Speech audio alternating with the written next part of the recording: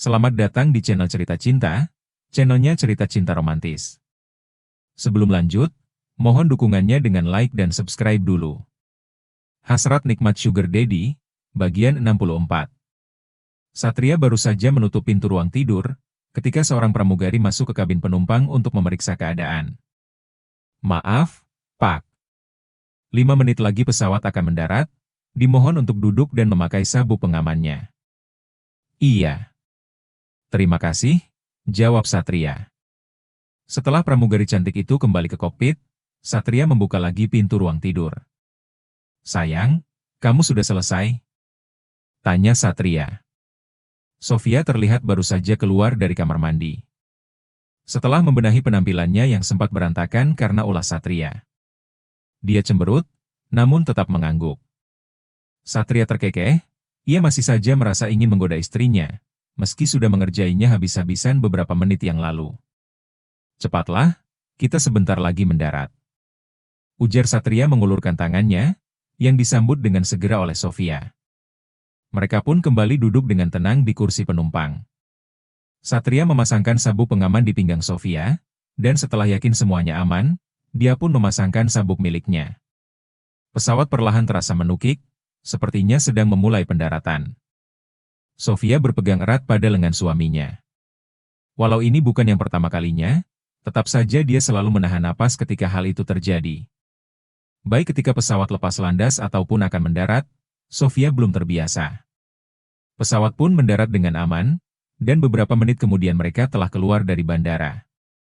Alphard hitam milik Satria sudah menunggu sejak beberapa saat yang lalu, dan segera membelah jalanan malam Jakarta. Apartemen, Pak Amir. Ucap Satria memerintahkan, yang dibalas anggukan oleh sang sopir.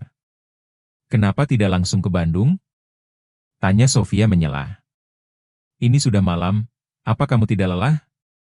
Tanya Satria melihat jam di pergelangan tangannya, yang sudah menunjukkan pukul 9 malam. Besok saja, oke?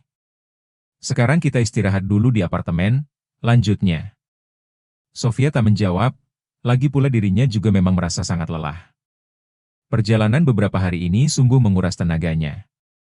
Memulai perjalanan 2 hari yang lalu, dari Bandung ke kampung ibunya. Lalu sore harinya bertolak ke Jakarta, yang kemudian terbang ke Jogja tanpa jeda. Setelah itu, kembali ke Jakarta pada sore tadi. Membuat energinya berkurang sangat banyak, dia butuh istirahat. Sofia bahkan hampir tertidur di mobil, saat mereka tiba di tempat parkir apartemen. Dengan gontai dia mengikuti langkah lebar Satria menuju lift, yang kemudian melesat membawa mereka naik ke lantai paling atas bangunan tinggi itu. Selesai membersihkan diri, Sofia langsung merebahkan tubuh lelahnya di tempat tidur. Sayang, aku lelah ingin tidur, ujar Sofia merengek, ketika merasakan pergerakan di sampingnya. Satria yang merapatkan tubuh kepadanya. Pria itu tergelak, Sofia sedang menolaknya, tapi entah mengapa dirinya tak merasa kesal. Perempuan itu terlihat menggemaskan saat sedang kelelahan. Baiklah, baiklah, ucapnya, yang kemudian menyelimuti tubuh istrinya hingga ke leher, membiarkannya istirahat untuk malam ini. Sayang, tidak usah mengantar jika kamu sibuk, biar Pak Amir saja. Ujar Sofia, saat mereka sudah berada di dalam mobil, membelah jalanan ibu kota yang sudah padat pagi itu. Iya, setelah dari kantorku, kamu pulang ke Bandung diantar Pak Amir. Lagi pula kamu harus bertemu Arfan dulu, bukan? Bertemu Arfan? Tanya Ovia heran. Satria mengangguk. Untuk apa? Untuk bertanya tentang Mitha. Mitha? Ah, tidak usah, itu bukan urusan aku, ujar Sofia menggelengkan kepala. Benarkah? Tapi aku tidak mau kamu salah sangka seperti kemarin. Aku hanya... Tanyakanlah sendiri kepadanya, jika aku yang menjelaskan kamu mungkin tidak akan percaya. Tidak usah, aku percaya kepadamu, ujar Sofia mengeratkan tautan jari mereka. Satria menggeleng. Tapi kamu akan tetap curiga nanti. Sofia pun terdiam dan menurut. Kini mereka memasuki gedung tinggi itu lagi, tempat Satria mengendalikan semua bisnisnya. Ini kali pertama dirinya datang ke sana lagi setelah beberapa bulan. Setelah statusnya kini resmi menjadi istri sah, setelah perceraian antara Satria dan Lara pun resmi selesai. Semua orang yang berada di lobi kantor melirik ke arahnya. Tiba-tiba dia menjadi gugup, mendapat sapaan dan anggukan ramah dari karyawan yang berpapasan dengan mereka, membuat Sofia merasa canggung. Kepalanya sedikit menunduk, dengan tangan yang meremat ujung dress yang dipakainya. Kenapa tiba-tiba dia merasa malu mendapat perlakuan semacam itu? Tanya Satria heran. Tagakkan kepalamu di hadapan semua orang. Perintah Satria berbisik, saat mereka berpapasan dengan beberapa orang karyawan. Pria itu menghentikan langkahnya sejenak. Sofia mendongak. Jangan berjalan dengan menunduk, itu akan membuatmu direndahkan orang lain. Protes Satria, jari tangannya menyentuh bawah dagu Sofia, hingga wajah tirus itu sejajar dengan pandangannya. Aku hanya... Jangan selalu memikirkan tanggapan orang lain, mereka tidak tahu seberat apa perjuanganmu. Yang mereka tahu hanyalah dirimu saat ini, ujar Satria seperti mampu membaca pikirannya. Sofia menatap lurus wajah tegas di hadapannya. Suaminya sedang berperan, sebagai seorang pemimpin sekarang ini. Kamu istriku sekarang, tidak boleh berjalan dengan menunduk. Biarkan semua orang melihatmu, agar mereka menghormatimu sama seperti mereka menghormatiku. Lanjut Satria, menegaskan posisinya kini. Mengerti? Tanya dia menyentuh pundaknya. Sofia mengangguk. Mengerti. Satria tersenyum, lalu kembali meraih tangan kurus istrinya. Mereka melanjutkan langkahnya memasuki lift khusus, menuju ruang kerja direktur di lantai paling atas gedung itu. Arfan sudah lebih dulu tiba di dalam ruang kerja milik Satria. Dengan setumpuk dokumen, yang sudah dia tata sedemikian rupa di atas meja kerja atasannya. Senyum manis menghiasi wajahnya, begitu dua orang ini memasuki ruangan itu. Selamat pagi, Pak. Sapanya sambil mengangguk, lalu dia melirik ke arah Sofia. Hari ini perempuan itu tampak cantik, seperti biasanya. Mengenakan dress berwarna ungu yang dipadukan dengan blazer hitam. Pekerjaanku banyak hari ini? Tanya Satria langsung menghempaskan duduknya di kursi kebesaran miliknya. Sementara Sofia memilih duduk di sofa yang berada di tengah ruangan. Seperti biasa, Pak. Bapak hanya tinggal menandatangani yang Bapak setujui, jawab Arfan, yang berdiri tegak di depan meja atasannya. Satria memulai pekerjaannya. Kamu ada kegiatan apa hari ini? Tanyanya kepada Arfan, tanpa memalingkan perhatiannya dari berkas di tangannya. Tidak ada, Pak. Seharian ini saya di kantor, jawab pria yang hampir genap berusia 30 tahun itu. Via, Satria memanggil istrinya, yang tengah asyik membuka lembaran majalah lama di tempat duduknya. Iya? Bukankah ada yang mau kamu tanyakan kepada Arfan? Ujar Satria memulai percakapan. Apa? Tidak ada, jawab perempuan itu gelagapan. Arfan mengerutkan dahi. Bukannya tadi kamu ingin menanyakan sesuatu? Tidak. Tidak jadi, itu tidak penting, katanya lagi nyungir. Satria terkekeh. Ada apa? Kini Arfan menghadap kepada Sofia. Tidak ada apa-apa, jawab Sofia masih menutupi rasa penasarannya. Arfan tertegun. Jelaskan siapa Mitha kepadanya, perintah Satria menyahut. Tubuh Arfan menegang. Mitha? Kemarin dia mencurigaiku dengan Mitha, saat kami bertemu dengannya di Jogja, terang Satria menjelaskan. Arfan menoleh ke arah atasannya. Aku tidak mungkin berebut denganmu kan, Arfan? Lanjut Satria, diikuti kekehan kecil dari mulutnya. Tapi dia mencurigai aku memiliki hubungan dengan Mitha. Mitha? Arfan melirik lagi ke arah Sofia, yang terdiam dengan kedua pipinya yang merona menahan malu. Dia tertangkap basah sedang mencemburui suaminya. Dia sudah dewasa sekarang. Aku mengizinkanmu mendekatinya lagi, ujar Satria kembali berbicara. Arfan mendongak. Mitha juga sudah lulus kuliah, aku rasa kita bisa memakai tenaganya di sini. Mungkin untuk membantumu. Kembali, Satria menyambung kata-katanya. Itu, akan saya pertimbangkan, Pak. Kabari dia secepatnya, sudah lama dia menunggumu. Ujar Satria menghentikan pekerjaannya sejenak. Arfan mengangguk, lalu dia melirik ke arah Sofia yang masih terdiam. Dulu Mitha masih SMA waktu kami bertemu. Dan Pak Satria tidak mengizinkan aku mendekatinya, karena dia masih di bawah umur, terang Arfan menjelaskan kepada perempuan itu. Sofia mendongak. Tidak usah khawatir, ujar pria itu tergelak. Lalu meninggalkan ruangan atasannya, di mana sepasang suami istri itu mungkin akan berdebat sebentar lagi. Satria merebahkan kepalanya pada sandaran kursi. Dia berhenti sejenak dari kesibukannya dengan berkas dan laptop kerjanya. Menatap perempuan yang asyik membolak-balikan majalah, yang entah apa isinya, atau entah dia mengerti isinya atau tidak. Sesekali Sofia mengerucutkan atau mengulum bibirnya, lalu keningnya berkerut seperti memikirkan sesuatu.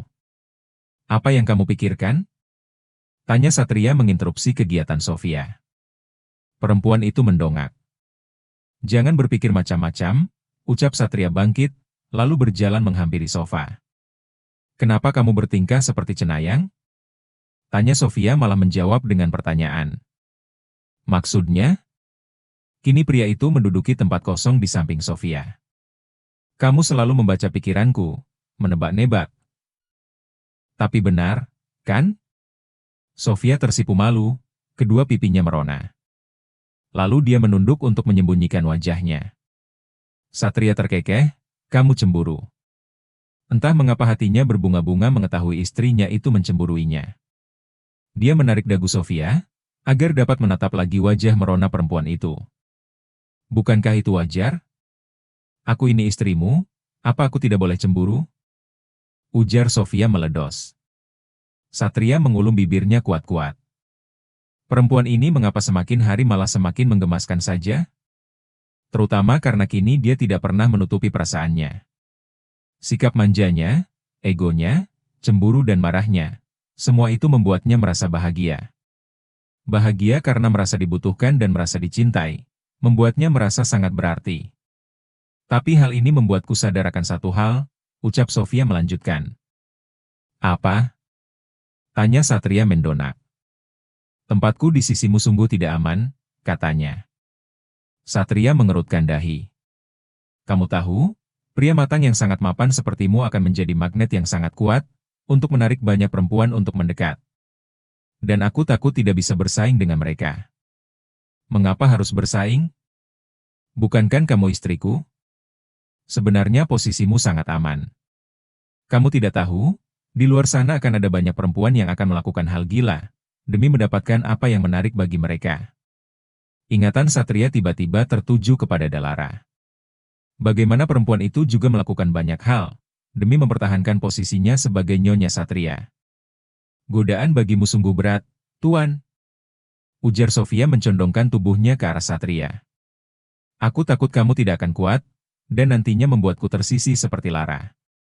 Satria menatap wajah yang hanya berjarak 2 jengkal dari dirinya. Maka berusahalah untuk membuatku tetap kuat menghadapi godaan itu. Berjuanglah untukku, agar tidak ada yang berani mendekat kepadaku. Kamu istriku, bukan? Kamu berhak mempertahankan posisimu sebagai Nyonya Niko, ujar Satria yang telah menohok hati kecil Sofia. Apakah aku pantas melakukannya? Tanya Sofia menelusuri wajah pria itu dengan tatapan lembutnya.